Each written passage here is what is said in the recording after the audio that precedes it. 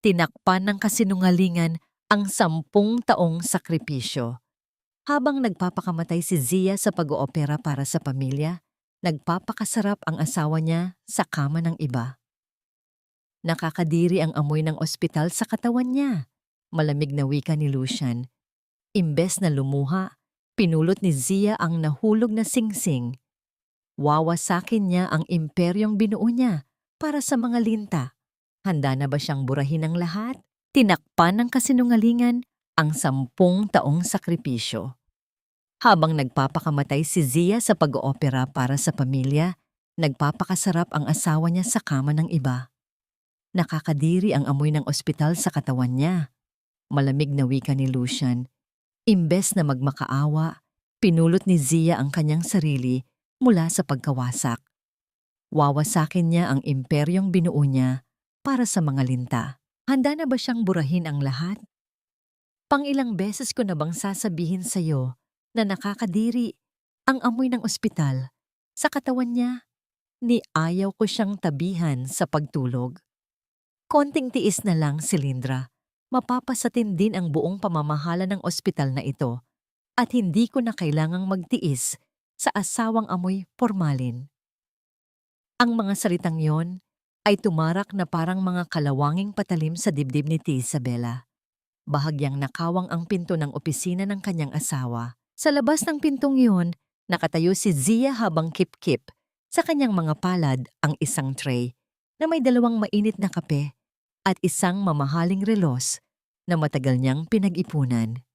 Ngayon ang kanilang ika-10 anibersaryo, kumuha siya ng pambihirang araw ng pahinga mula sa mga nakakapagod na operasyon, isinuot ang paboritong asul na bestida ni Lucian at inayos ang sarili upang sorpresahin ang lalaking pinagalayan niya ng kanyang buong kabataan. Ngunit ang sorpresa ay bumalik sa kanya bilang isang sumpa. Ramdam niya ang nakapasong init mula sa porselanang tasa ng kape. Ngunit imbes na mabitawan, ay mas lalo niya itong hinigpitan. Namula ang kanyang mga daliri hanggang sa mamuti ang kanyang mga buko sa sobrang diin. Hindi niya inalintana ang matinding paso sa kanyang balat dahil mas matindi ang pagliliyab at pagkirot sa loob ng kanyang dibdib.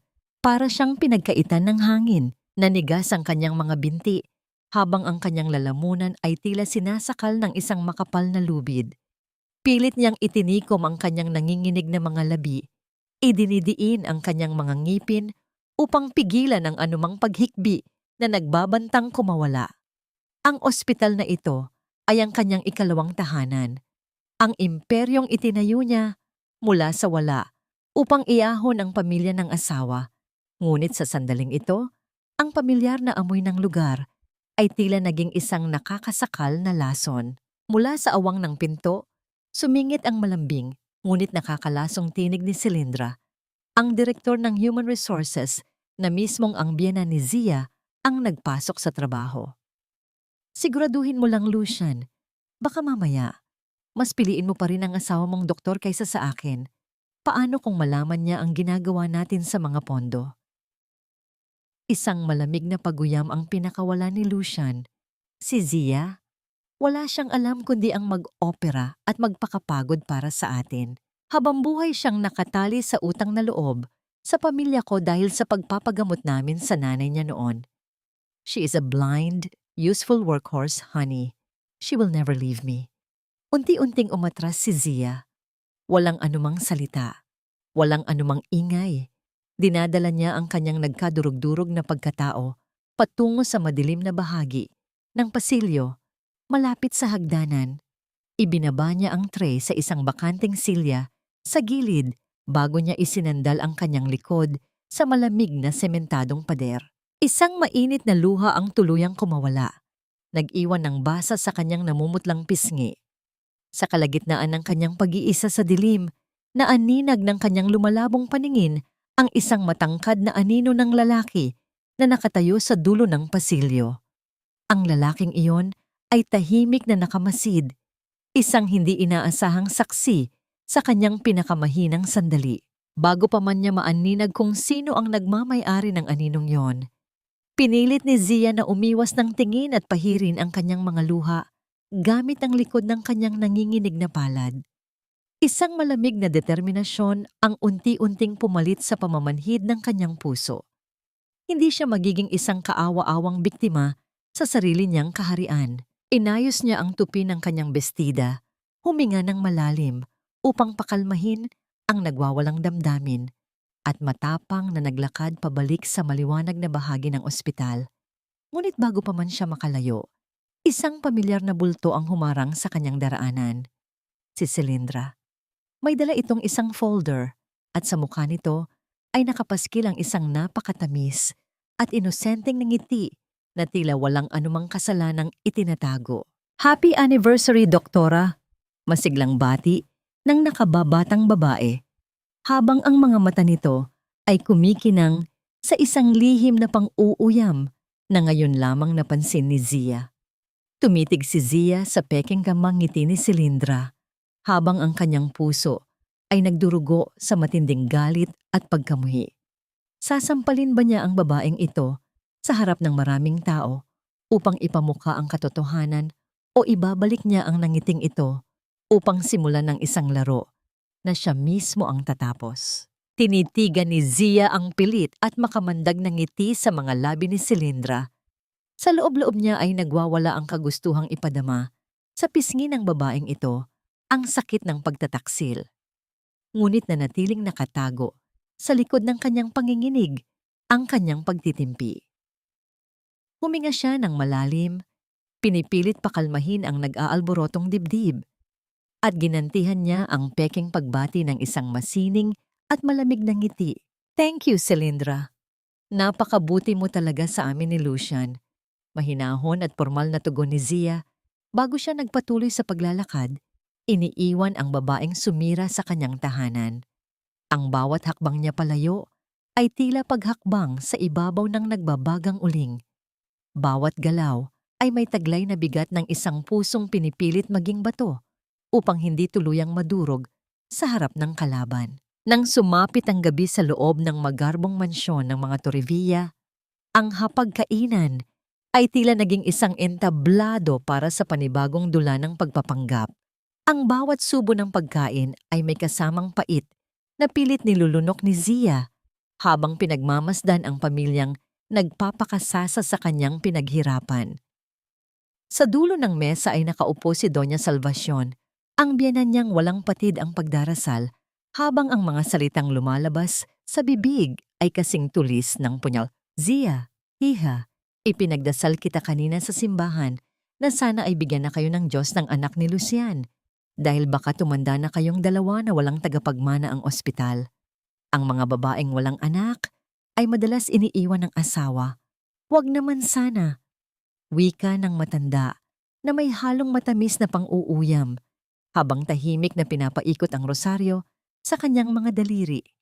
Hindi pa man nakakasagot si Zia ay sumingit na ang kapatid ni Lucian na si Carmela. Inilapag ng dalaga ang isang mamahaling bag sa ibabaw ng mesa na tila isa itong malaking tropeo. Look, Mom, binili ko ito kanina. I swiped Ate Zia's supplementary card. Ang ganda, di ba? Kesa naman walang napupuntahan ng pera ni ate kasi wala naman siyang baby na bibilhan ng gatas. Ang mga salitang ito ay tahimik na tinanggap ni Zia.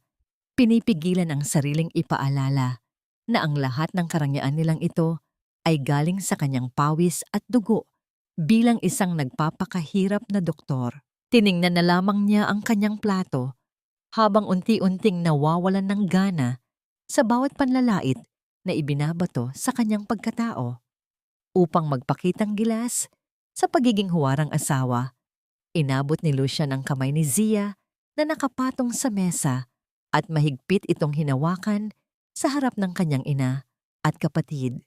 Ma'am Carmela, huwag niyo namang i-pressure ang asawa ko. We have our own perfect timing at mahal na mahal ko si Zia kahit anong mangyari. Nakangiting pahayag ni Lucian. Ito sana ay isang linyang magpapakilig sa puso ng sino mang asawa, ngunit ngayon ay nagdudulot lamang ng matinding pandidiri sa kaibuturan ni Zia. Ramdam niya ang init ng palad ng lalaking iyon, ang parehong palad na humaplos sa katawan ng iba. Ilang oras lamang ang nakalipas, pinilit niyang huwag bawiin ang kanyang kamay upang hindi masira ang kanyang pagpapanggap.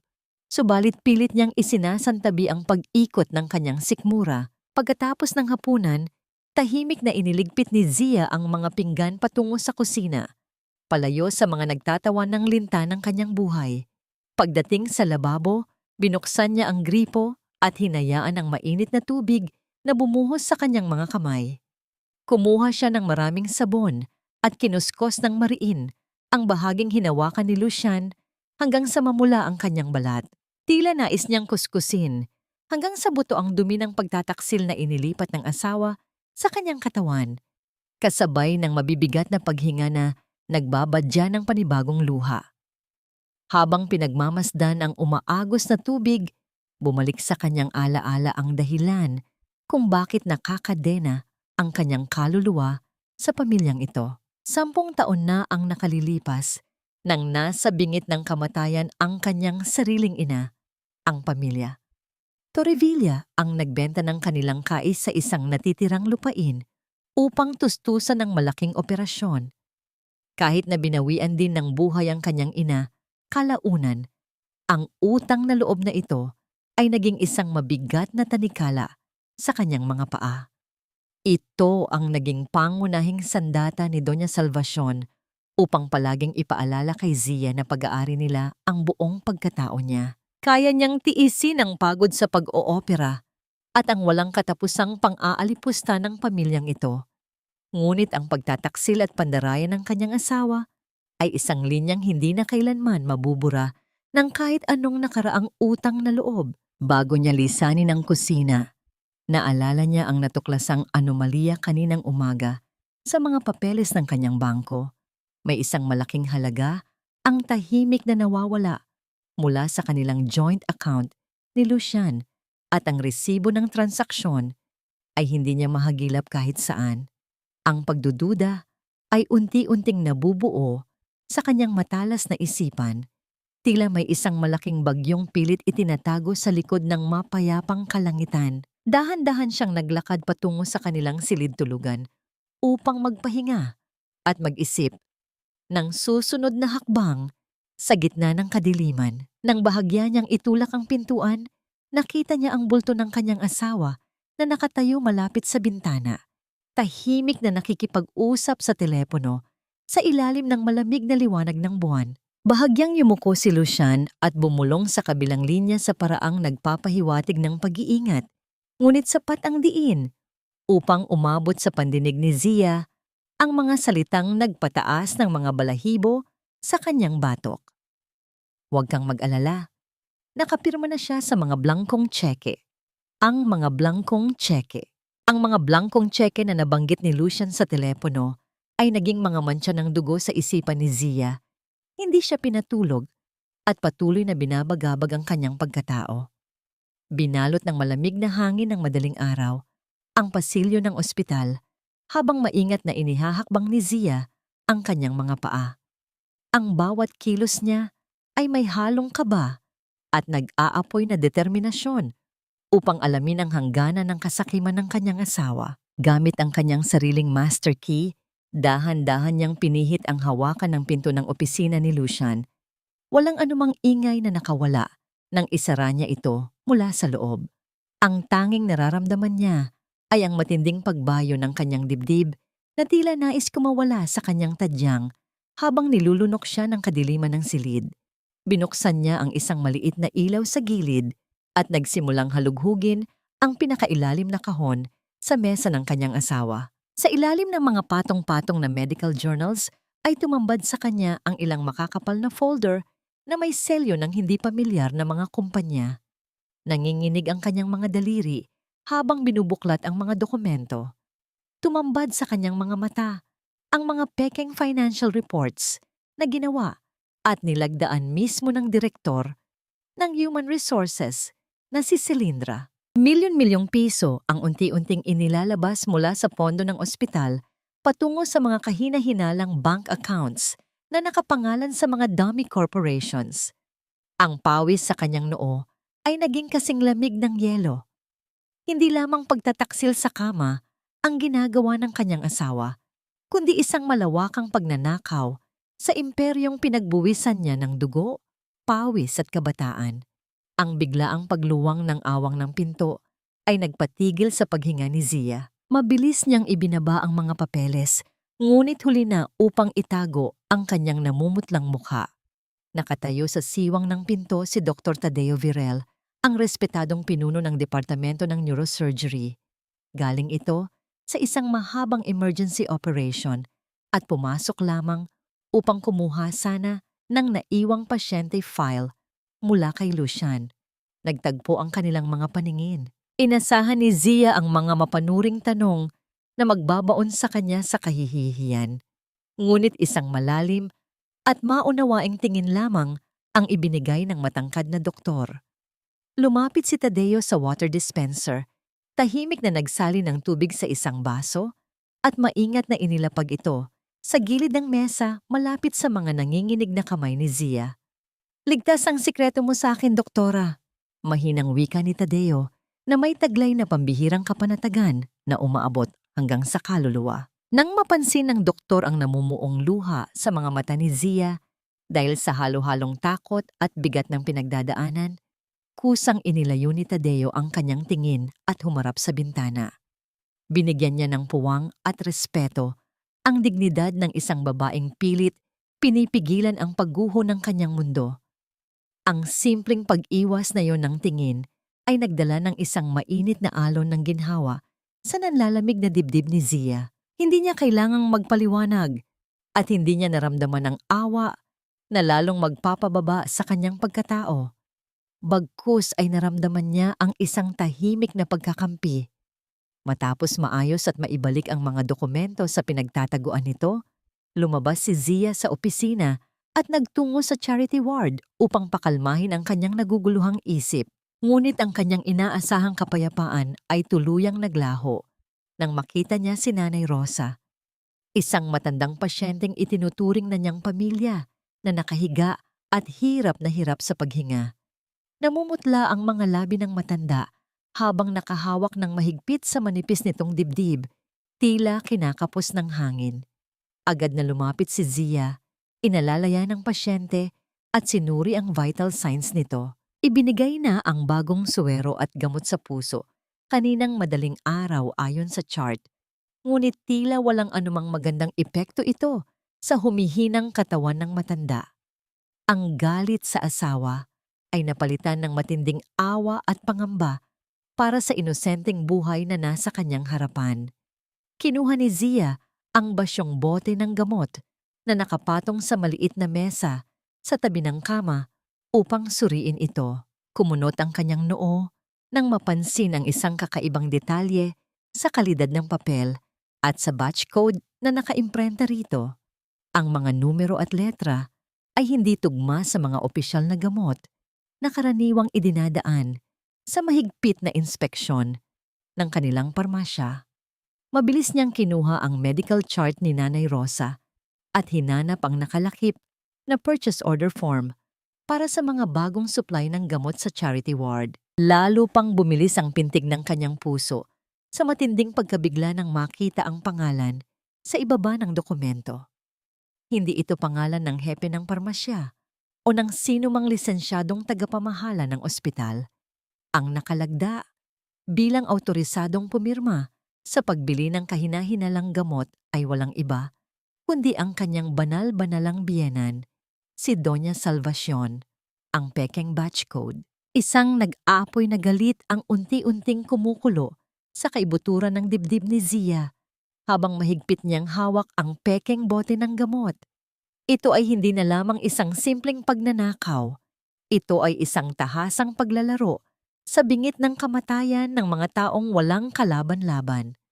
Upang kumpirmahin ang kanyang hinala, gumamit siya ng isang lumang telepono at isang bagong SIM card. Nagpakilala siya sa ilalim ng ibang pangalan. Isang nagkukunwaring kinatawan mula sa isang maliit na klinika sa probinsya na nais bumili ng gamot sa puso sa mas murang halaga. Ang boses sa kabilang linya, isang kinatawan mula sa isang hindi rehistradong pharmaceutical supplier, ay walang pag-aalinlangang kinumpirma na sila nga ang nagsusupply ng mga Class A na gamot sa Torrevilla General Hospital. Ang mga salitang Class A ay isang magalang na termino para sa mga pekeng gamot na ginagaya lamang ang orihinal. Matapos niyang pindutin ang pulang simbolo sa screen upang tapusin ang tawag, napapikit si Zia ng mariin. Ang katotohanan ay mas masahol pa sa kanyang inaasahan. Habang naglalakad siya sa pasilyo pabalik sa charity ward, natanaw niya mula sa malayo ang isang komosyon. Si Celindra, na nakasuot ng isang makisig na business suit, ay galit na dinuduro ang isang batang nurse na umiiyak sa gilid. Ano ba? Ang simple-simple ng instructions, hindi mo pa magawa ng tama. Huwag kang magrereklamo sa kalidad ng gamot dahil hindi ikaw ang nagbabayad niyan. Trabaho mo lang ang gawin mo.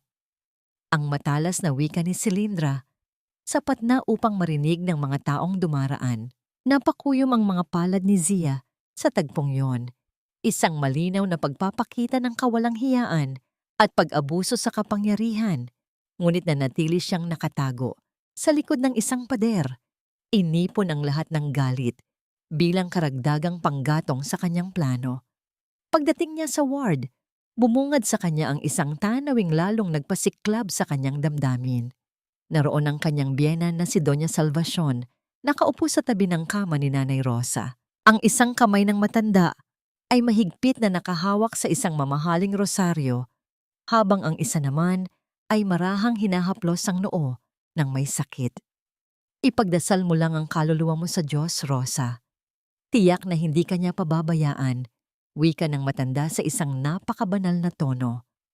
Ngunit habang nagsasalita ito, ang mga mata ni Zia ay napako sa ginagawa ng biyenan. Habang ang atensyon ng lahat ay nasa pasyente, ang isa pang kamay ni Doña Salvacion ay palihim na dumudukot ng ilang pirasong salapi mula sa sobre ng donasyon na nakalaan para sa budget ng charity ward. Isang sukdulang kapaimbabawan, isang nakakasukang paglapastangan sa kabanalan na siyang ipinangangalandakan nito. Hindi na kinaya ni Zia ang panunood. Lumapit siya sa kama, hindi pinansin ang pagkukunwari ng kanyang biyenan. Mula sa kanyang bulsa, inilabas niya ang isang tableta ng tunay at orihinal na gamot sa puso na binili niya mula sa kanyang sariling pera. At maingat na ipinainom kay Nanay Rosa kasama ng isang basong tubig. Ang kilos na ito ay isang tahimik na pagdedeklara ng digmaan. Hinawakan ni Nanay Rosa ang kamay ni Zia. Ang balat ng matanda ay tuyo at malambot. Ang hawak nito ay mahina, ngunit puno ng pasasalamat. Tumingala ito kay Zia, at sa mga mata nitong nanlalabo ay may bumalong na luha ng pag-asa. Kayo po ang anghel ko, doktora. Mahinang bulong ng matanda, isang salitang tumagos ng malalim sa puso ni Zia at nagbigay sa kanya ng panibagong lakas. Ito ang dahilan kung bakit siya lumalaban. Habang papaalis si Doña Salvacion, napansin ni Zia ang isang kahina-hinalang folder na bahagyang nakalabas mula sa mamahaling bag na dala ni Celindra na sumalubong sa matanda. Ngunit bago pa man niya ito masuri ng mabuti, isang nurse ang nagmamadaling lumapit sa kanya. Doktora Montemayor, humihingal na wika ng nurse. Pinapatawag po kayo ni Sir Lucian at ng Board of Directors para sa isang biglaang meeting. Agad-agad daw po. Isang malamig na kaba ang gumapang sa buong katawan ni Zia. Mula sa dulo ng pasilyo, natanaw niya ang nakasarang pinto ng conference room. Sa siwang ng salamin, naninag niya ang bulto ng kanyang asawa. At sa tabi nito, nakatayo si Celindra, nakangisi na parang isang ahas na handa ng manuklaw. Ang ngising yon ay isang malinaw na mensahe. Ito na ang katapusan niya. Ang mabigat na atmosfera sa loob ng conference room ay tila isang makapal na kumot na sumasakal sa paghinga ni Zia. Nakaupo sa palibot ng mahabang mesa ang mga seryosong mukha ng Board of Directors. Mga taong nakasaksi sa pag-angat ng ospital mula sa isang maliit na klinika. Sa kabisera ng mesa, nakaupo ang kanyang asawang si Lucian na may kumpiyansa ng isang hari. At sa tabi nito ay ang nakangising tagumpay ni Celindra. Isang malinaw na patibong ang naghihintay sa kanya. Alam nating lahat kung gaano ka-dedicated si Doktora Montemayor sa kanyang mga pasyente. Panimula ni Lucian sa isang malumanay at mapagkunwaring tono ng pag-aalala. Halos wala na siyang oras para sa kanyang sarili. Kaya naisip ko, bilang kanyang asawa na nagmamahal sa kanya, na para mabawasan ang bigat sa kanyang mga balikat, it's time for a change. Tumingin si Lucian sa mga miyembro ng board bago ipinagpatuloy ang kanyang lason. I formally propose na pansamantalang ilipat ang pamamahala ng pondo ng ospital kay Miss Cilindra, ang ating mahusay na HR Director, upang makapag-focus si Doktora Zia sa pinakamahalaga sa kanya, ang pag-oopera. Ang bawat salita ay isang matamis na patalim, isang maruming manipulasyon na nakabalot sa tela ng pagmamalasakit. Naramdaman ni Zia ang pamilyar na pagbilis ng tibok ng kanyang puso, ang kagustuhang tumayo, at isigaw ang lahat ng kabuktutan na kanyang natuklasan. Ngunit pinanatili niya ang isang kalmado at halos pagod na ekspresyon sa kanyang mukha. Tumingin siya sa mga mata ni Lucian at dahan-dahang tumango. Sige, mahinang sagot niya na ikinagulat ng lahat. Payag ako. Maybe it's really time for me to focus more on my patients and less on the paperwork. Iyon ang sagot na hindi nila inaasahan. Isang pagsuko na sa katotohanan ay isang matalinong pag-atras upang maghanda para sa mas malaking digmaan. Matapos ang pulong, nagtungo si Zia sa kantina ng ospital, isang lugar na puno ng ingay at buhay, ngunit para sa kanya ay isang perpektong lugar upang magtago sa gitna ng karamihan. Umupo siya sa isang sulok, hawak ang isang tasang kape na hindi niya iniinom, habang paulit-ulit na pinag-iisipan ang kanyang susunod na hakbang. Ilang sandali pa, dumaan sa kanyang mesa si Dr. Tadeo Virel. Hindi ito nagsalita o tumingin man lang sa kanya ng direkta. Ngunit sa kanyang mabilis na pagdaan, may isang maliit na bagay na pasimple niyang iniwan sa ilalim ng kanyang nakatuping tissue. Nang wala nang nakatingin, maingat na kinuha ni Zia ang bagay na yon. Isang maliit at malamig na USB drive. Ang kanyang puso ay muling bumilis, ngunit sa pagkakataong ito ay dahil sa isang kakaibang halo ng kaba at pag-asa. Dali-dali siyang bumalik sa seguridad ng kanyang sariling opisina. Nanginginig ang kanyang mga kamay habang isinasaksak ang USB.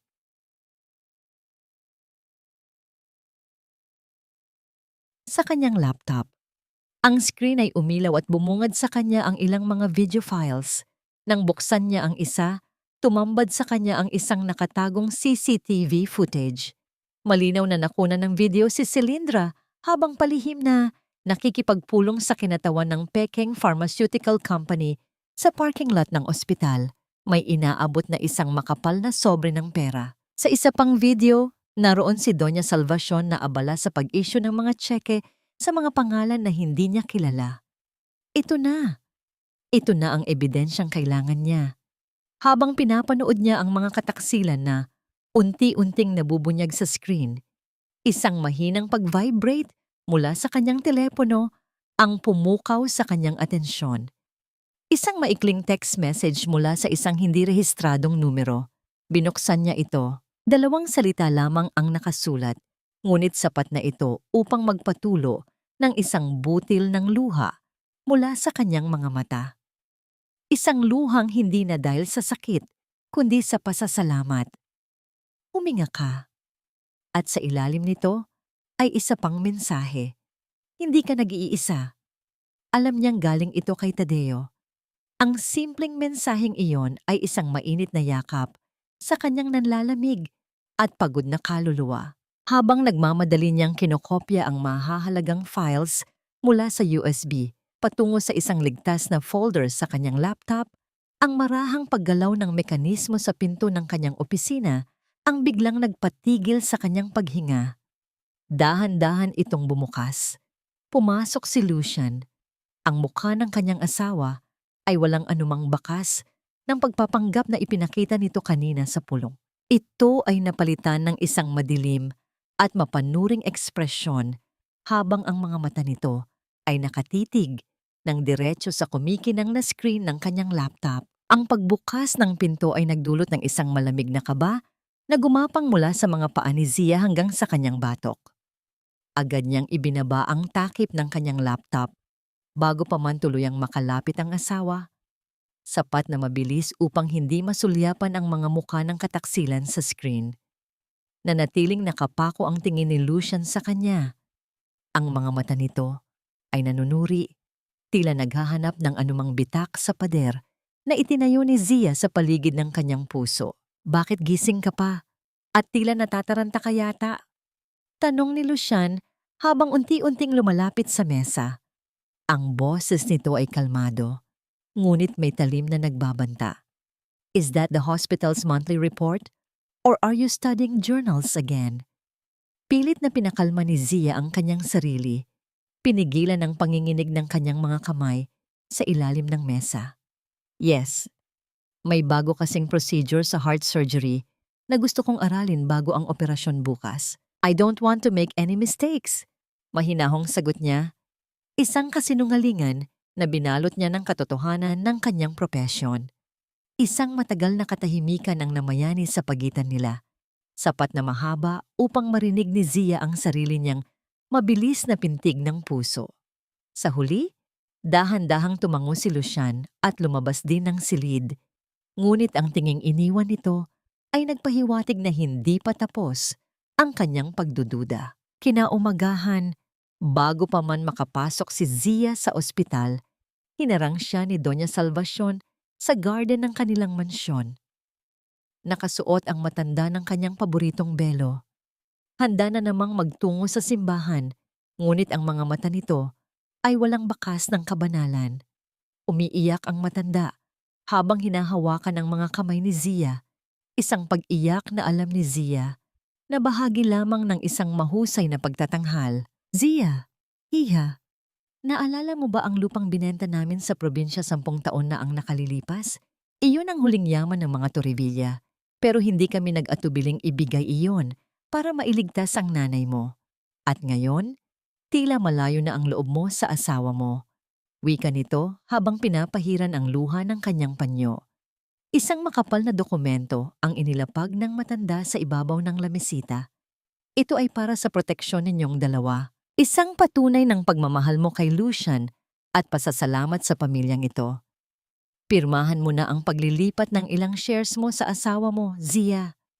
Para naman hindi kami magmukhang namamalimos sa sarili naming ospital. Ang bawat salita ay isang emotional blackmail, isang banta na nakabalot sa utang na loob na tila kailanman ay hindi matatapos bayaran. Ramdam ni Zia ang bigat ng panulat sa kanyang kamay. Ang bawat letra ng kanyang pangalan ay tila isang patak ng dugo mula sa kanyang sariling pagkatao. Tiningnan niya ang larawan ng kanyang yumaong ina na nakasabit sa dingding ng sala. Humihingi ng tawad sa isip dahil kailangan niyang kalabanin ang pamilyang tumulong dito noon. Ngunit nang ilapat niya ang panulat sa papel, isang matalinong ideya ang sumagi sa kanyang isipan. Sa halip na ang kanyang tunay at legal na pirma, gumamit siya ng isang lumang estilo ng sulat kamay na matagal na niyang kinalimutan. Isang invalid signature na walang halaga sa paningin ng batas, ngunit sapat na upang malinlang ang mga matang uhaw sa yaman.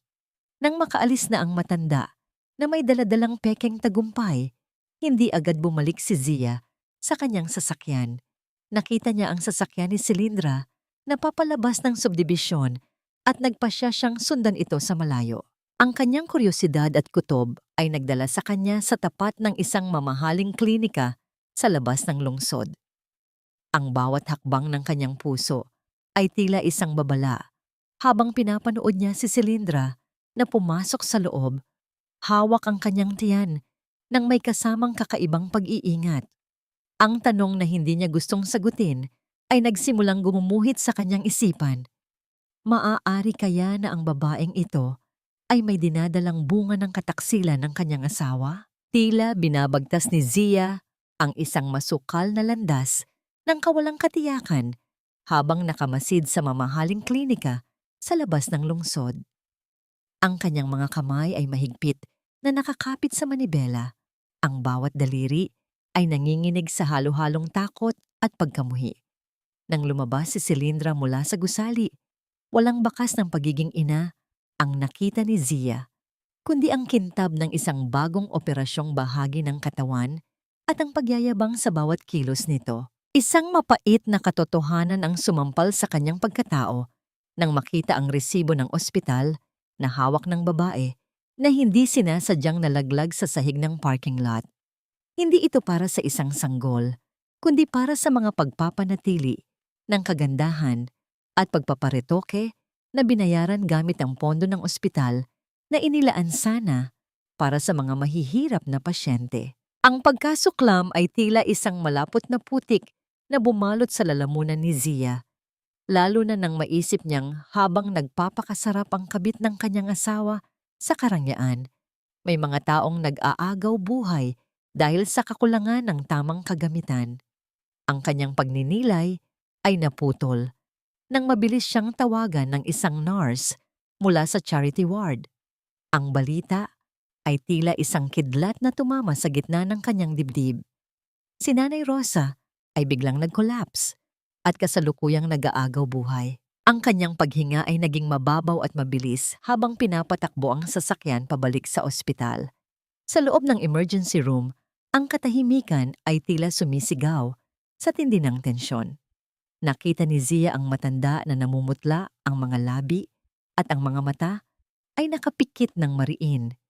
Isang malinaw na epekto ng mga peking gamot na unti-unting lumalason sa marupok nitong katawan. Hindi siya nag-aksaya ng panahon.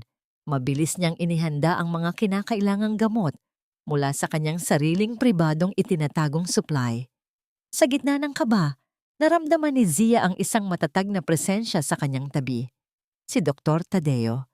Hindi ito nagsalita, ngunit ang bawat kilos nito bilang kanyang assistant ay puno ng pagtitiwala at suporta. Ang bawat utos ni Zia ay tinutugunan ni Tadeo nang may pambihirang bilis at katiyakan, tila may isang hindi nakikitang koneksyon na nagbubuklod sa kanilang dalawa sa gitna ng unos. Ang bawat pagtulo ng pawis sa noo ni Zia ay marahang pinapahid ng doktor gamit ang isang malinis na gasa, isang simpleng galaw na nagdala ng init at pag-asa sa kanyang nanlalamig na puso. Ang kanilang mga mata ay nagtagpo sa sandaling bumalik ang normal na tibok ng puso ni Nanay Rosa. Isang tahimik na tagumpay na naging pampakalma sa nagwawalang emosyon ni Zia. Ngunit ang panandaliang kapayapaan ay winasak ng pagpasok ni Lucian sa silid. Ang kanyang asawa ay hindi nagpakita ng anumang pag-aalala para sa pasyente, kundi ang galit na nakaukit sa kanyang mukha dahil sa posibleng iskandalong maidudulot nito sa pangalan ng ospital. Are you out of your mind, Zia? Bakit ka gumagamit ng sarili mong supply ng gamot? Inilalagay mo sa panganib ang imahe ng institusyong ito. Kung may mangyaring masama, ikaw ang sisisihin ng lahat sa kapabayaan mo. Ang bulyaw ni Lucian, ang kanyang tinig ay puno ng manipulasyon at pagtatangkang pabalikin si Zia sa dating kalagayan ng pagsunod. Dahan-dahang tumayo si Zia, inayos ang kanyang nagusot na puting gown at tinitigan ng asawa ng diretso sa mga mata. Wala na ang dating takot, wala na ang dating pagyuko. Huwag mong ituro sa akin ang tungkol sa kapabayaan, Lucian. Alam nating dalawa kung sino ang tunay na naglalagay sa panganib sa ospital na ito. Hindi mo na ako mapapaikot sa mga salita mo. Malamig niyang tugon, isang deklarasyon ng kalayaan na nagpatigil sa anumang sasabihin pa ng lalaki. Ang bawat salita ni Zia ay may bigat ng isang pusong namulat na sa katotohanan at hindi na muling hahayaang tapakan ng sinuman. Nang gabi ring iyon, bago lisanin ng ospital upang umuwi, aksidenteng dumaan si Zia sa tapat ng opisina ng kanyang biyenan. Bahagyang nakawang ang pinto, sapat na upang marinig niya ang bulungan sa loob. Ang tinig ni Doña Salvacion ay puno ng poot at lason habang kinakausap ang anak na si Carmela. Ipasok mo ang mga pekeng dokumentong ito sa kwarto ni Zia mamayang gabi kapag tulog na siya. Sisiguraduhin nating siya ang lalabas na mastermind sa likod ng mga nawawalang pondo at sa estafa na ito. Kailangan nating iligtas si Lucian at ang tanging paraan ay ang ibaon ng asawa niya sa kulungan. Ang bawat salitang binitiwan ng matanda ay tila isang malamig na kamay na sumasakal sa puso ni Zia. Ang pamilyang itinuring niyang sarili ay kasalukuyan ng naghuhukay ng libingan para sa kanyang dangal at kalayaan. Habang nakasandal sa malamig na pader ng pasilyo, isang tanong ang paulit-ulit na bumubulong sa kanyang isipan. Hanggang saan ang kaya niyang isakripisyo bago siya tuluyang malamon ng kadilimang ito? Nang gabing iyon, binalot ng matinding kaba at pagmamadali ang bawat kilos ni Zia habang palihim siyang pumasok sa sarili niyang silid tulugan. Alam niyang bawat segundo ay mahalaga bago siya tuluyang mabitag ng malupit na plano ng kanyang biyenan. Sa ilalim ng kanyang kama, natagpuan niya ang isang makapal na sobre na hindi sa kanya, ang mga pekeng dokumentong magsisilbing ebidensya upang siya ay ipakulong. Hindi siya nag-aksaya ng panahon. Gamit ang isang maliit na lighter, sinindihan niya ang dulo ng mga papeles. Ang apoy ay unti-unting lumamon sa mga kasinungalingang nakasulat sa puting papel, hanggang sa ang mga ito ay maging itim na abo na lamang na dinala ng hanging lumalabas sa bintana. Isang mabigat na buntong hininga ang kumawala sa kanyang dibdib, ngunit alam niyang ito ay simula pa lamang ng isang mas malaking unos. Sa kagustuhang makahanap ng panandaliang kapayapaan, nagpasya si Zia na umuwi ng mas maaga kaysa sa inaasahan. Umaasa siyang ang katahimikan ng kanyang tahanan ay makapagbibigay ng linaw sa kanyang naguguluhan na isipan. Ngunit ang kanyang pag-asa ay tila isang bula na biglang naglaho. Pagpasok niya sa malawak na sala, ang tumambad sa kanyang mga mata ay isang tanawing tila isang lason na direktang tumama sa kanyang puso. Naroon sina Lucian at Celindra, magkayakap at naghahalikan sa mismong sofa kung saan madalas silang mag-usap ni Lucian tungkol sa kanilang mga pangarap noon. Ang kawalang hiyaan ng dalawa ay tila walang hangganan. Ginagawa ang kanilang kataksilan sa loob ng mismong tahanang itinayo ni Zia ng may pagmamahal at sakripisyo. Ang pakiramdam ng pagkasuklam ay umakyat mula sa kanyang sikmura hanggang sa kanyang lalamunan. Nanigas ang kanyang buong katawan habang ang kanyang paningin ay unti-unting lumalabo dahil sa namumuong luha ng matinding galit at pighati. Hindi na niya nagawang magsalita o humarap sa dalawa. Mabilis siyang tumalikod at tumakbo palabas ng bahay, hindi alintana ang dilim ng gabi at ang namumuong masamang panahon. Sa labas, ang kalangitan ay tila nakikiramay sa kanyang nararamdaman. Ang bawat patak ng ulan ay nagsimulang humampas sa kanyang balat na tila maliliit na karayom ng yelo. Ang lamig ng tubig ay hindi sapat upang palamigin ang nag-aapoy na sakit sa kanyang dibdib. Habang patuloy siyang naglalakad ng walang direksyon sa gitna ng parke, hinahayaan ang ulan na humalo sa kanyang mga luha. Sa gitna ng kanyang pagkawasak at pag-iisa sa ilalim ng madilim na langit, isang pamilyar na bulto ang lumitaw sa kanyang paningin. Si Dr. Tadeo. Hindi niya alam kung paano siya nito nahanap, ngunit ang presensya nito ay tila isang anghel na bumaba mula sa langit. Tahimik na lumapit ang doktor at pinayungan si Zia, hinaharangan ang malakas na buhos ng ulan na nagpapanginig sa katawan ng doktora.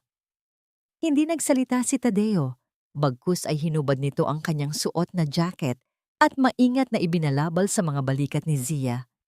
Ang init na nagmumula sa jacket na may kasamang banayad na amoy ng kape at pino na pabango ay tila isang gamot na unti-unting nagpapakalma sa kanyang nanginginig na kalamnan. Hindi na napigilan ni Zia ang kanyang sarili. Ang lahat ng sakit, pagod at galit na kanyang kinimkim sa loob ng mahabang panahon ay biglang kumawala. Napasandal siya sa matatag na balikat ni Tadeo at doon ay umiyak ng tuluyan.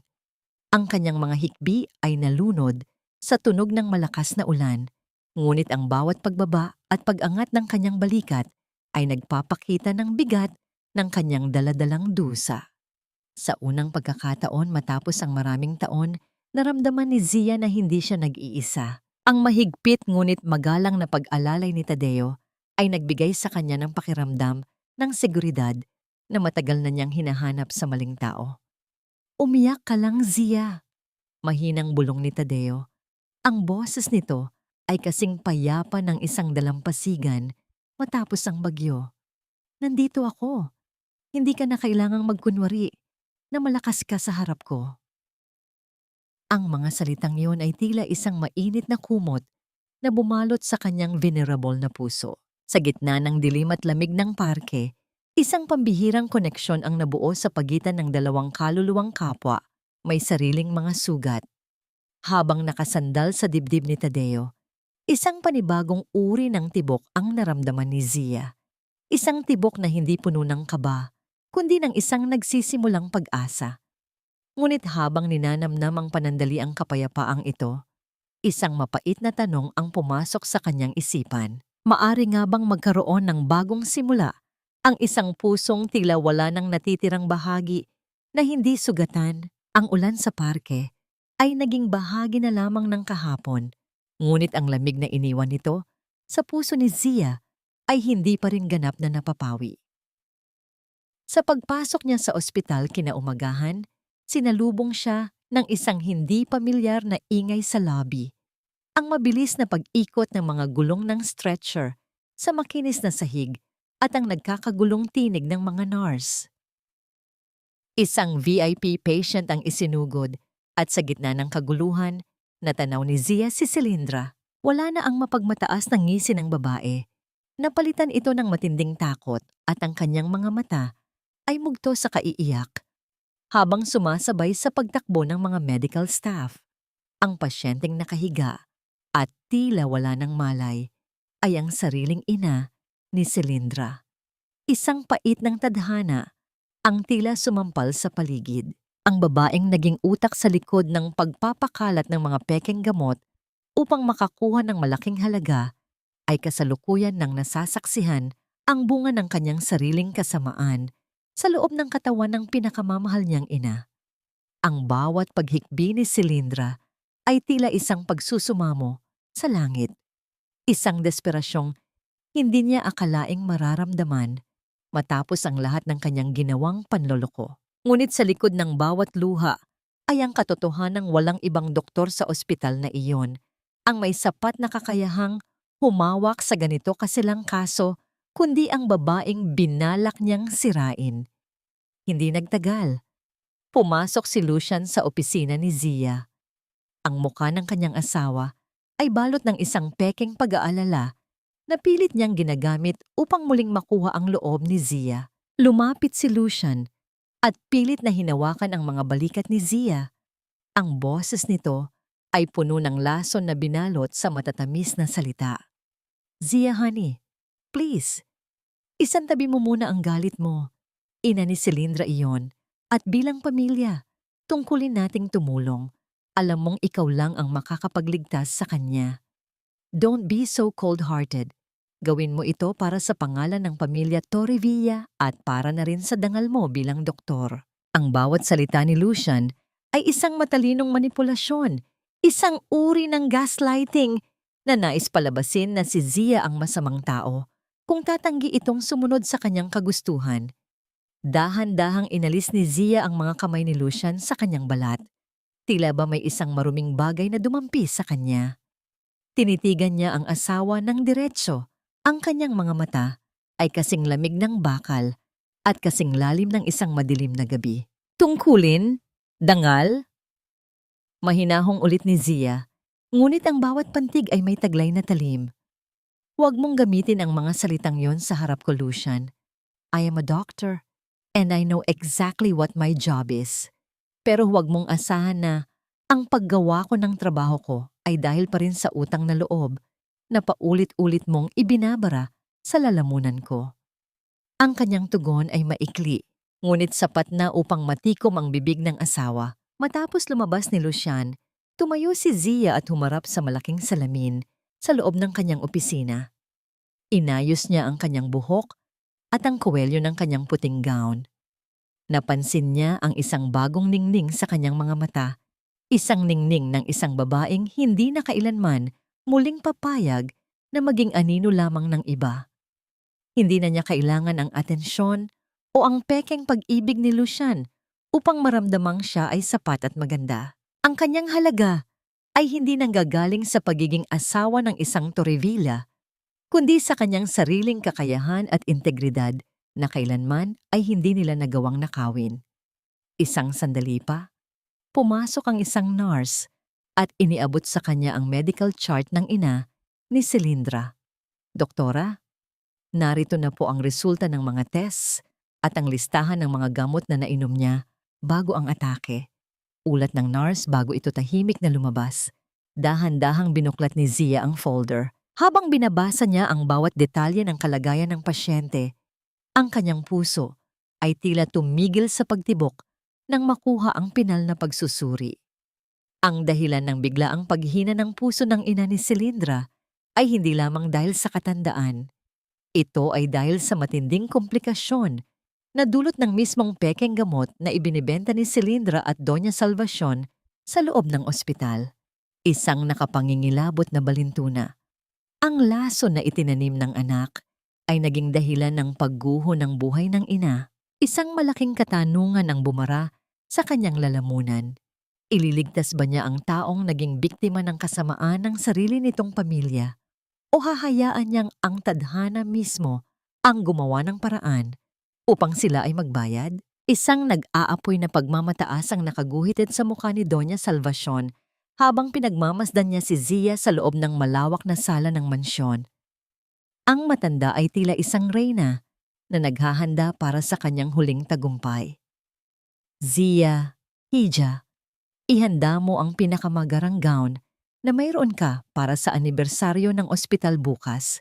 Ito ang gabi kung saan ipapahayag natin ang bagong pamunuan, ang bagong mukha ng Torrevilla General Hospital. Huwag kang gagawa ng anumang ikakahiya ng pamilya sa harap ng maraming tao. Wika ng matanda na may kasamang malamig na ngiti. Ang bawat salita ay may dalang bigat ng isang babala, isang utos na hindi maaaring baliin ng sino mang nakatali sa utang na loob. Hindi pa man nakakaalis ang matanda, ay sumulpot na si Cilindra mula sa likuran nito. Kahit na namumutla ang mukha dahil sa pag-aalala sa kanyang ina, hindi pa rin nawawala ang lason sa dila ng babaeng ito. Lumapit siya kay Zia at bumulong sa paraang tila sila ay magkaibigan, ngunit ang kanyang mga mata ay nagbabanta. Doktora, don't even think of doing something stupid tomorrow night. Huwag mong ipahiya si Lucian kung ayaw mong tuluyang mawala ang lisensya mo. Alam mo kung gaano kalakas ang koneksyon ni Doña Salvacion. Isang salita lang niya. Tapos ang karir mo. Isang malutong na tawa ang pinakawala ni Cilindra bago ito tuluyang sumunod sa matanda. Iniiwan si Zia na nakatayo ng mag-isa sa gitna ng marangyang silid na tila isang bilangguan. Dahil sa bigat ng nararamdaman, nagtungo si Zia sa pinakataas na bahagi ng ospital, sa bubungan kung saan ang tanging kasama niya ay ang malamig na simoy ng hangin at ang mga ilaw ng lungsod na kumukutitap sa dilim. Ngunit hindi siya nag-iisa roon. Naroon si Dr. Tadeo, nakasandal sa bakal na harang, tila hinihintay ang kanyang pagdating. Sa loob ng ilang sandali, nanatili silang tahimik, pinagmamasdan ang malawak na kalangitan. Inilabas ni Zia ang mga ebidensyang nakalap nila. Ang mga dokumento, ang US pa at ang lahat ng katotohanang handa na niyang ilantad sa NBO. Ang kanilang huling pag-uusap bago ang malaking laban ay puno ng pambihirang pait at tamis. Sigurado ka na ba rito, Zia? Mahinang tanong ni Tadeo. Ang kanyang boses ay puno ng pag-aalala at suporta. Once you do this, wala na talagang balikan. Matagal na akong wala sa relasyong ito, Tadeo. Sagot ni Zia habang nakatingin sa malayo. Ngayon ko lang nalaman kung paano tuluyang makawala sa mga tanikalang ako mismo ang nagsuot sa sarili ko. Bilang tugon, kinuha ni Tadeo ang isang maliit na piraso ng tsokolate mula sa kanyang bulsa at iniabot ito kay Zia. Isang simpleng galaw na nagdala ng mabilis na pagtibok sa puso ni Zia. Isang kilig na matagal na niyang kinalimutan. Ang tamis ng tsokolate ay tila isang paalala na sa gitna ng lahat ng dumi at kasamaan, mayroon pa ring maliliit na bagay na nagbibigay ng kulay sa buhay. Pagbaba niya sa kanyang opisina, tinitigan ni Zia ang gintong singsing sa kanyang kaliwang daliri. Ang singsing na naging simbolo ng 10 taong sakripisyo, pagtitiis, at bighati. Marahan niya itong hinugot mula sa kanyang daliri. Nararamdaman ang bawat guhit ng metal sa kanyang balat bago niya ito dahan-dahang inilapag sa ibabaw ng kanyang mesa. Ang tunog ng pagtama ng ginto sa kahoy ay tila isang deklarasyon ng kanyang tuluyang paglaya. Hindi na siya magiging asawa ng isang manloloko. Siya ay si Tizabela Montemayor, ang doktora na muling kukuha ng kanyang sariling tadhana. Ngunit ang katahimikan ng gabi ay biglang bumasag nang ang mga pulang ilaw sa pasilyo ay nagsimulang kumislap ng mabilis, kasunod ng isang mahabang tunog mula sa cardiac monitor na nanggagaling sa kabilang ward. Ang tunay na flatline. Ang ina ni Cilindra ay pumasok sa code blue. Ang puso nito ay tumigil sa pagtibok at ayon sa ulat ng mga nurse, ang lahat ng ibang doktor ay kasalukuyang nasa gitna ng maselang operasyon o wala sa gusali. Tanging si Zia lamang ang may sapat na kakayahang humawak sa kasong ito. Isang matinding pagtutunggali ng damdamin ang lumitaw sa mukha ni Zia habang tinitingnan niya ang kanyang mga kamay. Ang mga kamay na ito ay ginamit upang magsalba ng libu-libong buhay. Ngunit ngayon, kailangan niyang gamitin ang mga ito para iligtas ang taong naging dahilan ng kanyang labis na pagdurusa. Ililigtas ba niya ang ina ng kanyang kaaway o hahayaan niyang ang tadhana ang magtapos sa lahat ng pighating idinulot nila sa kanya? Ang kapaligiran ng pasilyo ay tila naging isang masukal na gubat ng desperasyon, habang ang mga pulang ilaw ng emergency ay walang tigil na kumukurap, nagbibigay ng isang nakakahilong kislap sa mga puting pader ng ospital. Sa gitna ng kaguluhang ito, ang dating mapagmataas at tila reyna na si Cilindra ay bumagsak sa kanyang mga tuhod sa harap ni Zia. Ang kanyang mga kamay na dati ay abala sa pagmamanipula ng mga papeles ay ngayon ay mahigpit na nakakapit sa laylayan ng puting gown ni Zia. Ang kanyang mukha ay namilipit sa isang paos na pagmamakaawa, habang ang mga luha ay walang tigil na dumadaloy, sumasama sa pawis ng kanyang matinding takot. Doktora Zia, please, nakikiusap ako sa inyo. Iligtas niyo ang nanay ko. Alam kong marami akong kasalanan. Alam kong binalak kong sirain kayo. Pero huwag niyo pong hayaang ang nanay ko ang magbayad para sa mga pagkakamali ko. Kayo lang po ang may kayang gumawa nito. Isusuko ko na ang lahat, basta huwag lang siyang mamatay.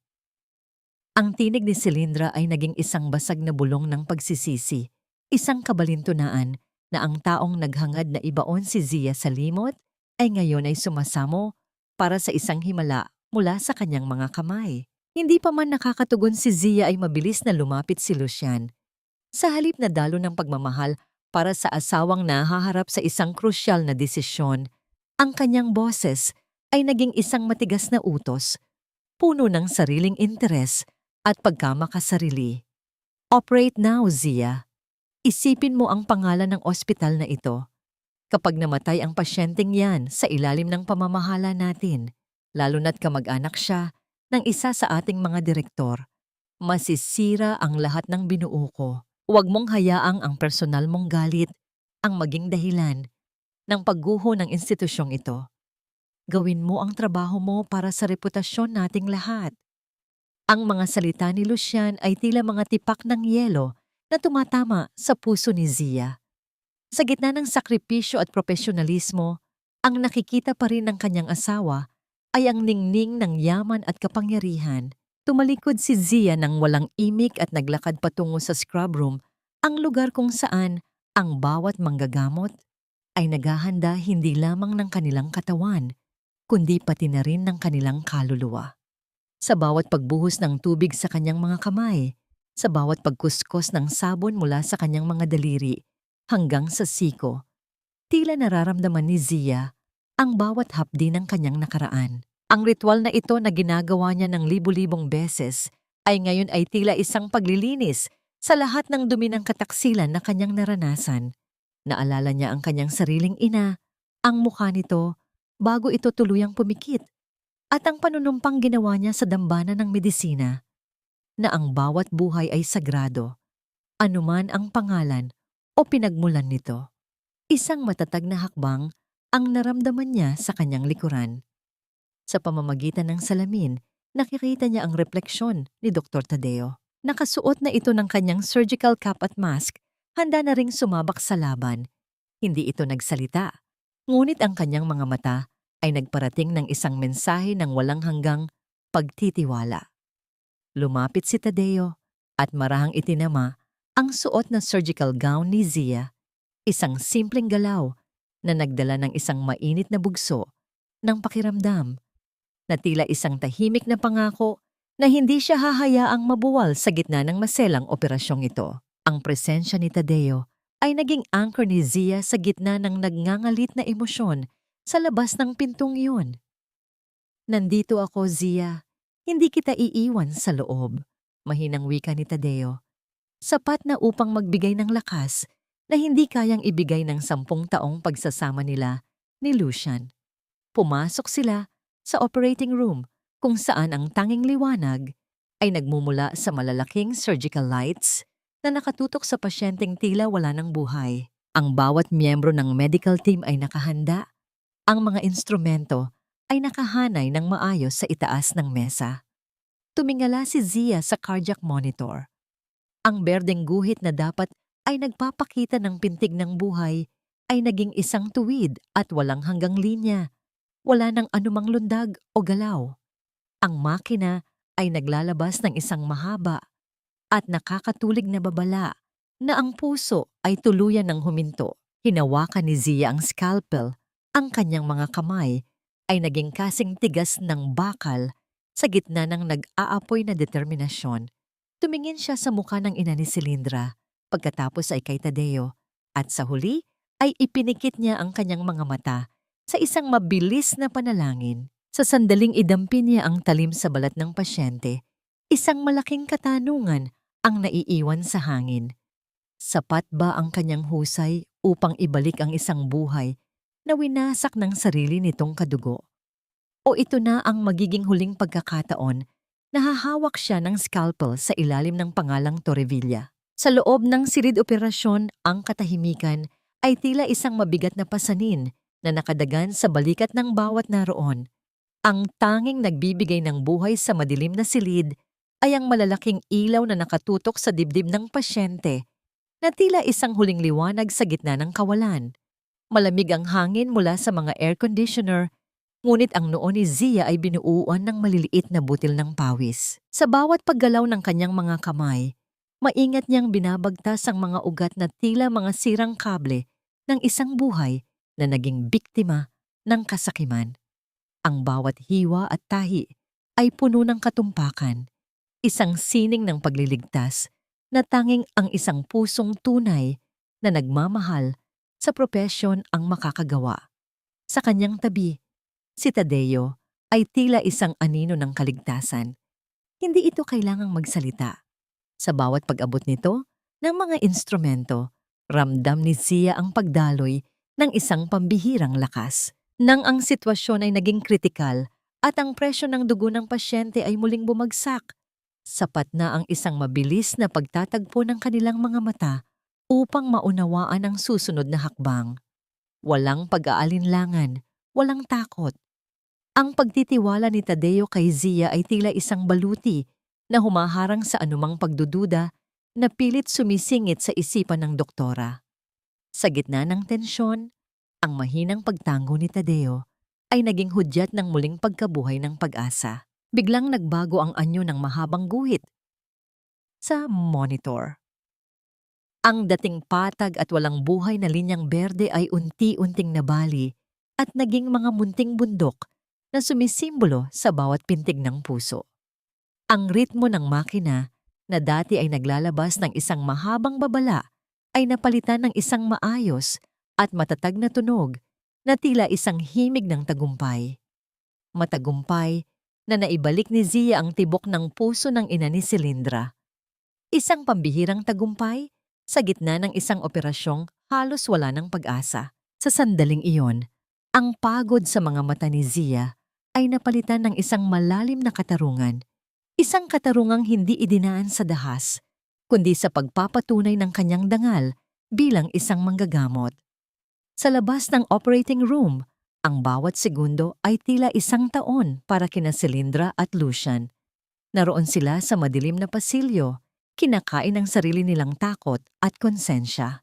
Para kay Silindra, ang bawat sandali ng paghihintay ay isang pagpapaalala sa lason na siya mismo ang nagtanim sa loob ng ospital. Ang kanyang desperasyon ay hindi lamang para sa kanyang ina, kundi para sa kanyang sarili na unti-unti nang nilalamon ng karma. Si Lucian naman ay hindi mapakali, pabalik-balik sa paglakad, iniisip ang bawat posibleng epekto ng kamatayan ng pasyente sa kanyang ambisyon at yaman. Ang kanilang mga mukha ay balot ng dilim, malayo sa ningning na karaniwan nilang ipinapakita sa mundo. Nang bumukas ang malalaking pinto ng operating room, lumabas si Zia na may taglay na pambihirang katahimikan. Ang kanyang mukha ay walang bakas ng emosyon, kundi isang malamig at matikas na autoridad. Mabilis na lumapit si Silindra. Ang mga mata nito ay puno ng katanungan at panalangin. "Buhay ang ina mo," bungad ni Zia. Ang boses niya ay hindi nanginginig. Bagkus ay puno ng bigat. Buhay siya. Hindi dahil sa iyong mga panalangin. At lalong hindi dahil sa iyong mga plano. Buhay siya dahil pinili kong manatiling tapat sa aking sinumpaan sa kabila ng lahat ng dumi na ibinato niyo sa akin. Buhay siya dahil isa akong doktor at hindi ako kailanman magiging katulad niyo. Ang mga salitang iyon ay tila isang sukdulang sampal sa pagkatao ni Silindra.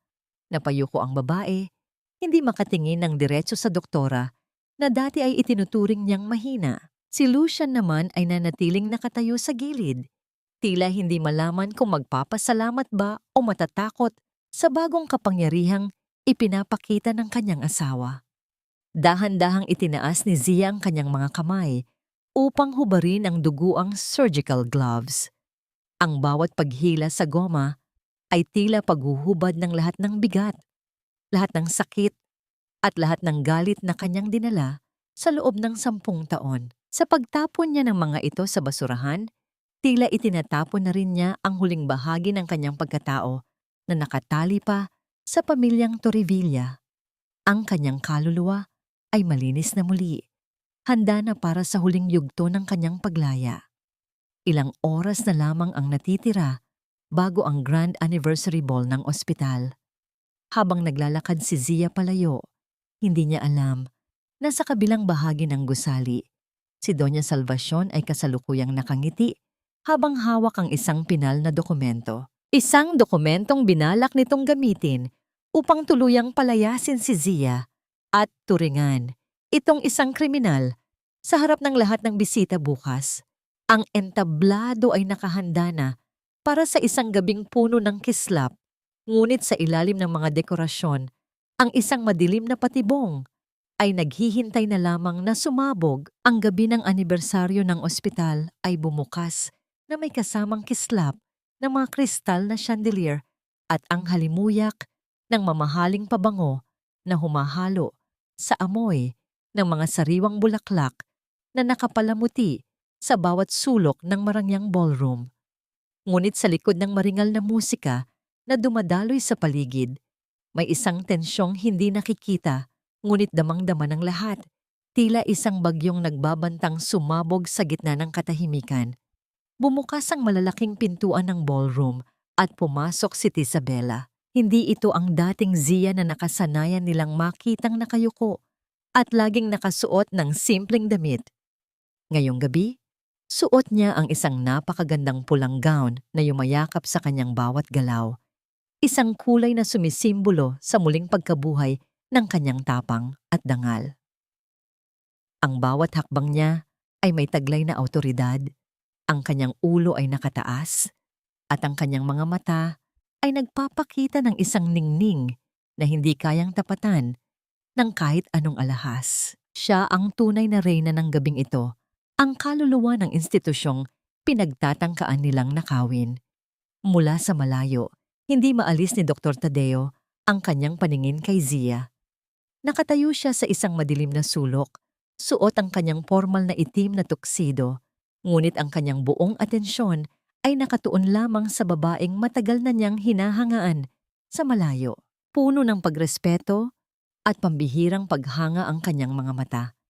Isang tahimik na pagkilala na ang sugatang ibon ay natuto na muling lumipad ng mas mataas. Nang magtagpo ang kanilang mga paningin, bahagyang tumango si Tadeo, isang maliit na galaw na nagdala ng isang mainit na alon ng kilig at kapanatagan sa puso ni Zia sa gitna ng naglalakihang mga kaaway.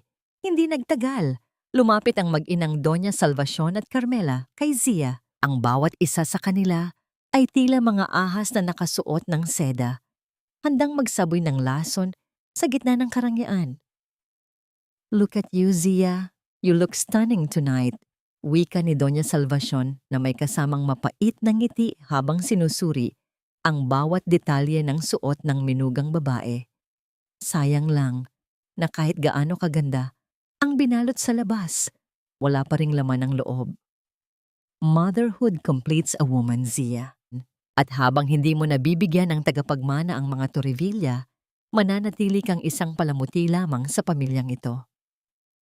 Sumingit din si Carmela na may dalang baso ng champagne. "True, Mom. Napakaganda nga ni Ate Zia. Pero baka yan na ang huling pagkakataon na makita siyang ganyan kaganda rito. Enjoy the night, ate. Dahil bukas, baka iba na ang bihis mo." Ang bulyaw nito na may kasamang malutong na tawa. Isang lihim na pagtukoy sa planong pagpapakulong sa doktora. Nanatiling kalmado si Zia. Sa halip na sumagot, dumaan sa kanyang tabi si Tadeo at pasimpleng iniabot sa kanya ang isang baso ng sariwang juice. "Uminom ka nito, doktora. Kailangan mo ng malinaw na isip para sa mga susunod na mangyayari." Mahinang bulong ni Tadeo, sapat na upang maramdaman ni Zia ang proteksyon at pagmamalasakit na kailanman ay hindi niya naramdaman mula sa kanyang asawa. Ang simpleng pag-aalaga na ito ay nagbigay sa kanya ng sapat na lakas upang hindi patulan ang mga linta sa kanyang harapan. Umakyat si Lucian sa entablado sa gitna ng pagbati ng mga bisita. Suot nito ang kanyang pinakamagandang ngiti, ang nangiti ng isang huwarang asawa at matagumpay na direktor. "Magandang gabi sa inyong lahat," panimula ni Lucian. Ang boses nito ay puno ng mapagkunwaring damdamin. "Ngayong gabi, ipinagdiriwang natin ang 10 taon ng kahusayan ng Torrevilla General Hospital. At hindi ko magagawa ang lahat ng ito kung wala ang aking katuwang, ang aking inspirasyon, ang aking mahal na asawa, si Zia." Ang bawat salitang lumalabas sa kanyang bibig ay isang sukdulang kakapalan ng mukha. Pinupuri ang babaeng balak niyang hantungan sa kulungan bukas. Tumingin si Lucian kay Cilindra na nakatayo sa harap at mabilis na nagkapalitan ng makahulugang ngiti ang dalawa. And now, bago tayo magpatuloy, nais naming ipakita sa inyo ang isang espesyal na video presentation na magpapakilala sa bagong direksyon at sa bagong mamumuno na magdadala sa ating lahat sa mas mataas na antas ng tagumpay. Ang mga ilaw sa ballroom ay dahan-dahang namatay. Iniwan ang lahat sa ilalim ng malamig na ningning ng malaking screen sa gitna ng entablado. Ngumisi si Cilindra. Ang kanyang mga kamay ay mahigpit na nakakapit sa kanyang cloth bag. Nananabik na makita ang pagbagsak ni Zia. Si Doña Salvacion naman ay tuwid na nakatayo. Tila isang hukom na naghihintay ng parusa. Nang magsimulang gumalaw ang mga imahe sa malaking screen, ang lahat ay natahimik. Ngunit ang unang mga segundo ng video ay hindi nagpakita ng mukha ni Lucian o ng bagong logo ng ospital. Sa halip, ang ballroom ay binalot ng isang mabigat na katahimikan nang lumitaw sa screen ang mga malilinaw na larawan ng mga bank transfers, ang mga pekeng resibo ng gamot, at ang mga lihim na pag-uusap ni Lucian at Silindra sa madidilim na sulok ng ospital. Ang nangiti sa mga labi ni Lucian ay unti-unting namutla, habang ang bawat bisita ay nagsimulang magbulungan sa gitna ng kaguluhan ng katotohanang unti-unti nang nabubunyag sa harap ng lahat. Ang bawat segundo ng pag-usad ng video sa malaking screen ay tila isang mabigat na palataw na tumatama sa bawat kasinungalingang itinayo ni Lucian at Silindra. Ang marangyang ballroom na kanina lamang ay puno ng tawanan at kislap ay binalot ng isang nakakangilong katahimikan bago ito unti-unting napalitan ng mga bulungan na tila agos ng tubig na hindi na mapigilan. Ang bawat larawan ng bank transfer, ang bawat dokumento ng pekeng gamot, at ang malinaw na boses ni Lucian na nagsasabing si Zia ay isang bulag na kagamitan lamang ay naging isang pampublikong paghuhukom. Ang mukha ni Lucian, na dati ay puno ng ngiti at kumpiyansa, ay unti-unting naging maputla. Tila lahat ng dugo sa kanyang katawan ay biglang naglaho, habang ang kanyang mga mata ay nanlalaki sa matinding takot at kahihiyan. Patayin niyo ang presentation na yan! Who authorized this? Zia, ano ang ibig sabihin nito? Ang bulyaw ni Lucian habang pilit niyang inaabot ang control panel, ngunit ang bawat galaw niya ay tila mas lalong nagpapamuka ng kanyang pagkakasala. Ang kanyang mga kamay ay nanginginig, hindi na sa galit kundi sa pagguho ng imperyong kanyang ninakaw. Sa kabilang banda, si Silindra ay tila naging isang estatwa ng asin sa gitna ng ballroom. Ang baso ng champagne na hawak niya ay dahan-dahang nadulas mula sa kanyang mga daliri, at ang likido nito ay kumalat sa makinis na sahig. Tila sumisimbolo sa kanyang nadungisang reputasyon na hindi na kailanman malilinis. Ang mga bisita, ang media, at ang board of directors ay nagsimulang kumuha ng mga larawan. Ang bawat kislap ng kamera ay tila mga sampal ng katotohanan sa kanilang mga mukha. Si Doña Salvacion ay napasandal sa isang mesa, ang kanyang kamay ay mahigpit na nakahawak sa kanyang dibdib, habang ang kanyang mukha ay namilipit sa matinding kahihiyan. Ang dating reyna ng Torrevilla na laging nakatingala ay ngayon ay hindi makatingin nang diretso sa mga mata ng mga taong dati niyang minamaliit. Samantala, si Carmela ay nagsimulang mag-hysterical, sumisigaw ng kung ano-anong pagtanggi na wala nang nakikinig. Sa gitna ng kaguluhang ito, nanatiling nakatayo si Zia ng may pambihirang dignidad. Ang kanyang pulang gown ay tila naging isang baluti ng katarungan. Tiningnan niya ang kanyang asawa, ang lalaking minahal niya ng higit sa kanyang sarili. At sa unang pagkakataon, wala na siyang naramdamang sakit. Tanging isang malalim na pagod at ang pagnanais na matapos na ang lahat ng ito. Nang hindi na makayanan ni Lucian ang kahihiyan, galit siyang sumugod patungo kay Zia. Ang kanyang mga palad ay nakakuyom at ang kanyang mga mata ay nag-aapoy sa pagnanais na manakit. Ngunit bago pa man siya makalapit, isang matatag at malapad na balikat ang humarang sa kanyang daraanan. Si Dr. Tadeo, ang kamay ng neurosurgeon, ay mahigpit at mariing nakahawak sa braso ni Lucian, isang babala na hindi nangangailangan ng salita. Ang tingin ni Tadeo ay kasing talim ng kanyang scalpel, punong-puno ng proteksyon para kay Zia. Huwag mong susubukang hawakan siya, Lucian. Tapos na ang pananakot mo. Mahinahong wika ni Tadeo, ngunit ang bawat pantig ay may taglay na kapangyarihan na nagpatigil sa anumang balak ng lalaki.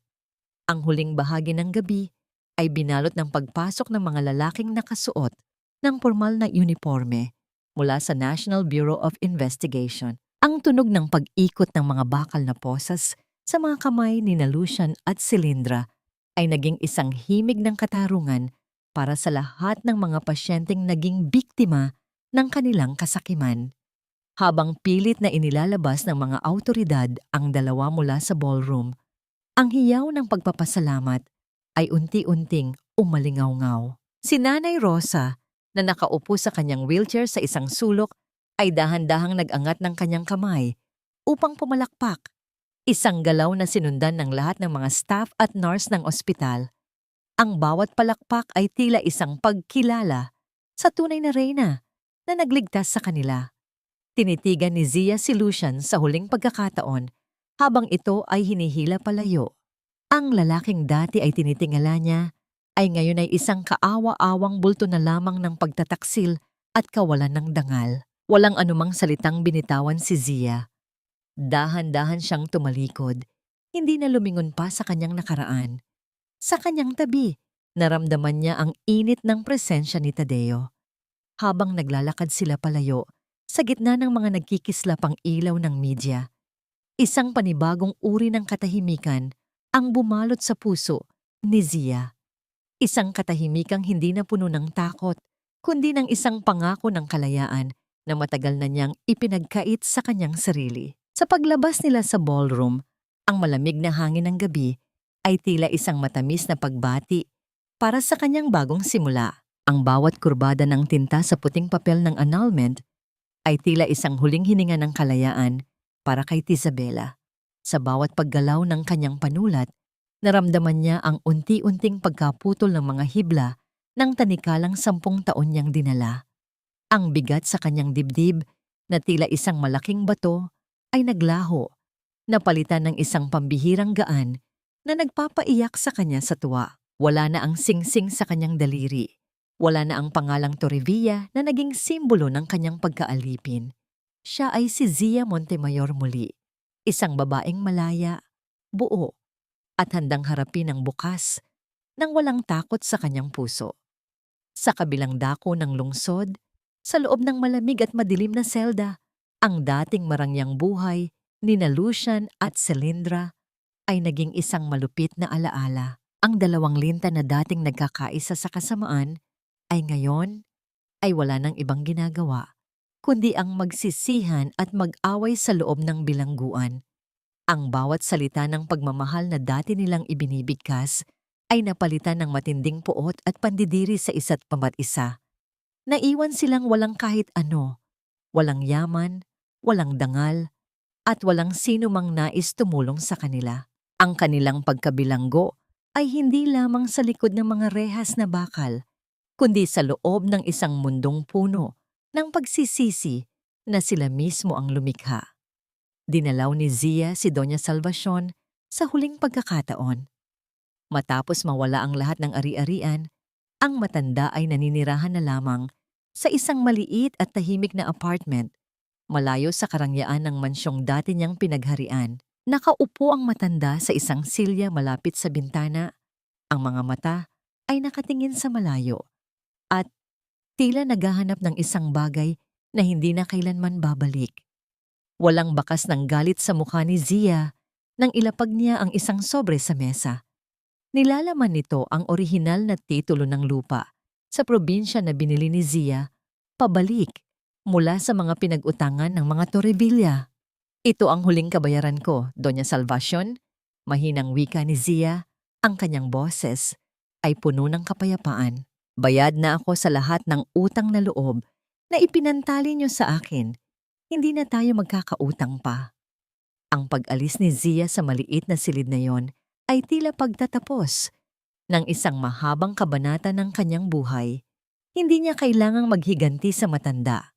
Ang katahimikan at ang pangungulila nito sa gitna ng sariling pagkakamali ay sapat na parusa na ibinigay ng tadhana. Ang ospital ay dumaan sa isang malaking pagbabago. Ang malaking karatula sa harap ng gusali na dati ay may pangalang Torrevilla ay dahan-dahang tinanggal ng mga trabahador. Sa halip, ang bagong pangalan ay kumikinang na sa ilalim ng sikat ng araw. Montemayor Heart and Charity Medical Center.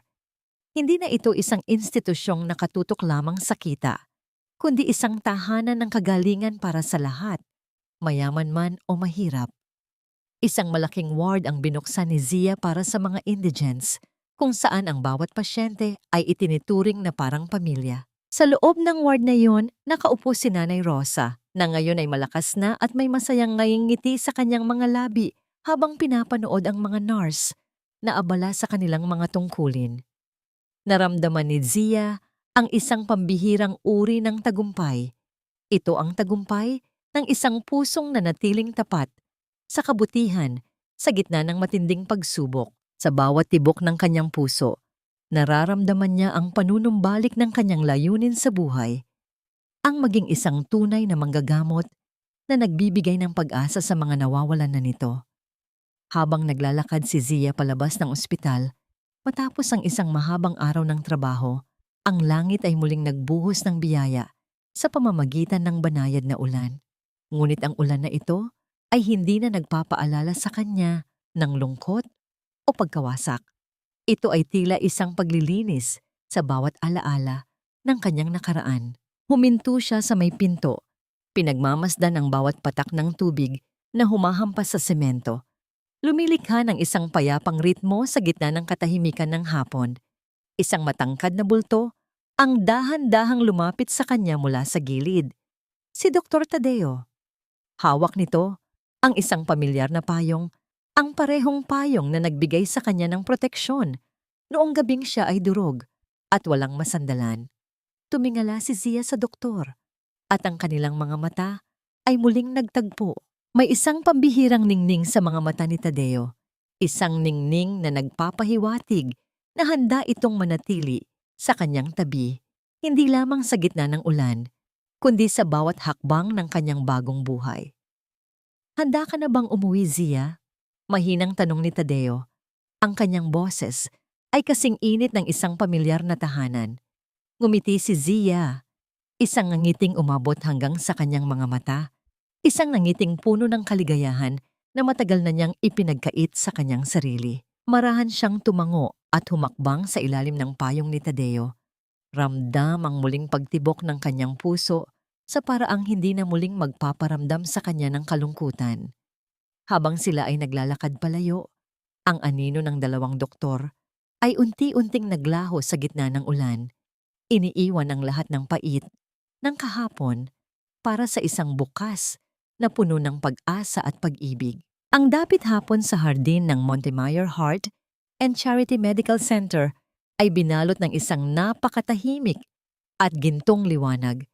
Tila ang kalangitan mismo ay nakikibahagi sa kapayapaang tinatamasa ni Isabella. Habang nakaupo si Zia sa isang bench sa ilalim ng malalagong sanga ng nara, pinagmamasdan niya ang mga pasyenteng naglalakad-lakad, mga mukhang hindi na bakas ang takot kundi ang pag-asa. Ang bawat paghinga niya ay hindi na sinasakal ng usok ng kataksilan o ng bigat ng utang na loob na dati ay tila isang malaking tanikala sa kanyang leeg. Ang bawat pintig ng kanyang puso ay naging isang malumanay na awit ng kalayaan. Isang ritmong siya na ang nagmamay-ari at hindi na kailanman muling ididikta ng sinuman. Napatawad na ba niya? Isang malalim na buntong hininga ang kumawala sa kanyang mga labi. Ang pagpapatawad ay hindi nangangahulugang binura na niya ang mga sugat ng nakaraan, kundi ang pagpapasya na hindi nahahayaang ang laso ni na Lucian at Doña Salvacion na kumalat pa sa kanyang kasalukuyan. Pinatawad niya ang kanyang sarili sa pagiging marupok at sa pagpapatawad na yon, tuluyan niyang pinalaya ang kanyang kaluluwa mula sa bilangguan ng puot.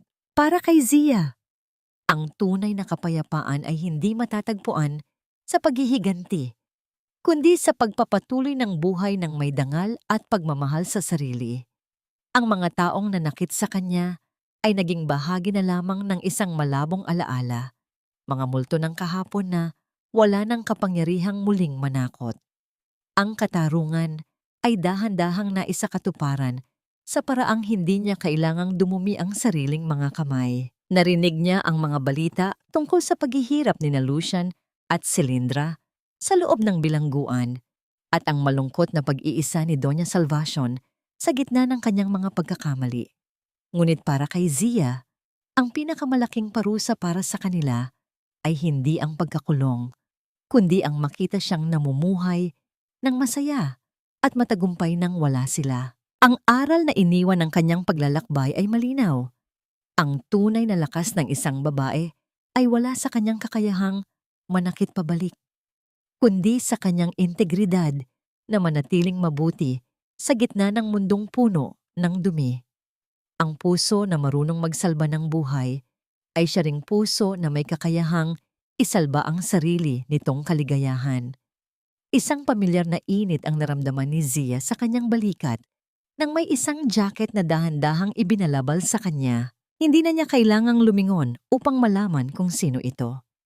Ang banayad na amoy ng pino at kape ay sapat na upang magbigay ng mabilis na pintig ng kilig sa kanyang dibdib. Isang pintig na puno ng tamis at katiyakan. Si Dr. Tadeo ay tahimik na umupo sa kanyang tabi. Bitbit ang 2 tasa ng mainit na tsokolate. Ang bawat kilos ng lalaki ay puno ng respeto at pagpapahalaga, malayo sa mapanupil na pagmamahal na naranasan niya noon. Iniisip mo na naman ba ang nakaraan, Zia? Mahinang tanong ni Tadeo. Ang kanyang boses ay tila isang pampakalma sa anumang nalalabing pangamba. Ngumiti si Zia at dahan-dahang isinandal ang kanyang ulo sa balikat ni Tadeo. Hindi na, Tadeo. Iniisip ko lang kung gaano kaganda ang bukas na naghihintay sa atin. Hinawakan ni Tadeo ang kamay ni Zia. Ang kanilang mga daliri ay nagdaup ng may pambihirang lambing. Ang mahigpit ngunit malumanay na paghawak na yon ay isang tahimik na pangako na sa bawat bagyong darating, mayroon ng isang payong na laging nakahanda para sa kanya. Sa ilalim ng naglalakihang mga bituin na nagsisimula ng kumutitap sa langit, ang 2 doktor ay nanatiling nakaupo sa hardin. Ninanamnam ang bawat sandali ng kanilang payapang pagsasama. Ang mga tahimik na tibok ng kanilang mga puso ay nagtugma sa isang himig ng pag-ibig na hindi na muling mababasag. Ang dusa ay tapos na, at ang tunay na buhay ni Isabela Montemayor ay nagsisimula pa lamang.